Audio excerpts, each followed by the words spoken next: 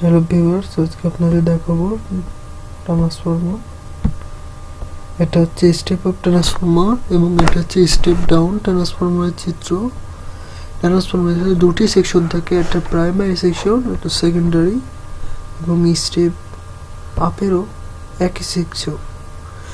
Step up যেখানে অতিরিক্ত current বা ভোল্টেজ বৃদ্ধি করার ক্ষেত্রে ব্যবহার করা হয়, পাওয়ার প্ল্যান্টে বেশি ব্যবহার করা স্টেপ আপ ট্রান্সফর্মার। এবং স্টেপ ডাউন সাধারণত যেখানে কারেন্ট ভোল্টেজ অ্যাম্পিয়ার কমাতে হয় সেখানে ব্যবহার করা হয়। এটা আমাদের বিভিন্ন মোবাইল চার্জার এবং বিভিন্ন গুরুত্বপূর্ণ সার্কিট ব্যাটারি চার্জারে বিশেষভাবে ব্যবহৃত হয়। এই স্টেপ আপ এবং স্টেপ ডাউন ট্রান্সফরমারের মূল এই কয়েলের ঘুরের উপর নির্ভর করে। এর যে কয়টি ঘুর থাকে, এখানে আছে 50টি ঘুর এবং এখানে আছে 10টি। এই ঘুরের উপর নির্ভর করে চৌম্বক ক্ষেত্র উৎপন্ন হয় এবং এই চৌম্বক ক্ষেত্র দ্বারাই স্টেপ আপ এবং স্টেপ ডাউন ট্রান্সফরমার মূল কাজ হয়।